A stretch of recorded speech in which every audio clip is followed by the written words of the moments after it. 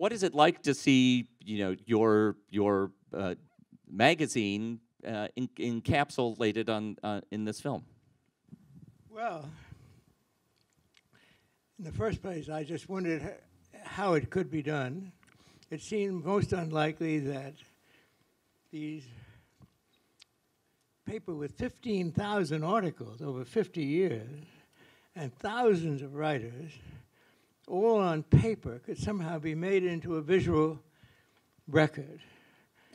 And we wondered how, if anyone could do it. And I was really quite overwhelmed and thrilled that Marty did it, because it's, as I say, a selection, but it seemed to me a selection that hit very close to the heart of what we're trying to do. So I really felt immensely grateful to Marty and David for conceiving a way to get at it, at a print phenomenon in this visual way. Well, Marty, you talk about being drawn to the subject and wanting to do this, and there aren't that many filmmakers who go back so fluidly between fiction and documentary as you do. But Jonathan Demme does, Spike Lee does, but it's a pretty short list. And I wonder what draws you to do that, to move back and forth between fiction and nonfiction, besides the incredibly lucrative nature of nonfiction. Yes.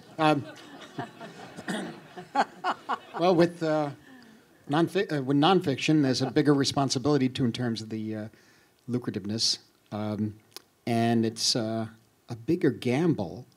It's all a gamble. But the thing about it is somehow for me, real quickly, is that the documentaries have always, or they're films. I don't like the idea of documentary nonfiction. This is cinema, we hope and think, and they fuel everything else for me, and there's a sense of freedom in terms of not shackled to a narrative, a conventional narrative, for which the type of picture I've been making over the years, that's what I do. There's somewhat of a conventional narrative. I just don't do, abstract films. I don't do a different style. That's the style I did. That's gone, done, and now I'm in a different phase. And I find that there's more. The challenges are everywhere, of course, in fiction film particularly, but here you have more of a sense of freedom. You could play with style, but it can also. What surprises me is the story that we find, a story. And I'm not that fond of conventional documentary, which I find is journalism in a way. I mean, maybe very good journalism, but that is television journalism. You want to hear the facts, you want to see certain things, it's there. So I always had that hope, because I don't know what the territory is. I don't know where we're going sometimes with these pictures, whether it was the Bob Dylan or No Direction Home, or the Living in a Material World that Olivia Harrison produced on George Harrison.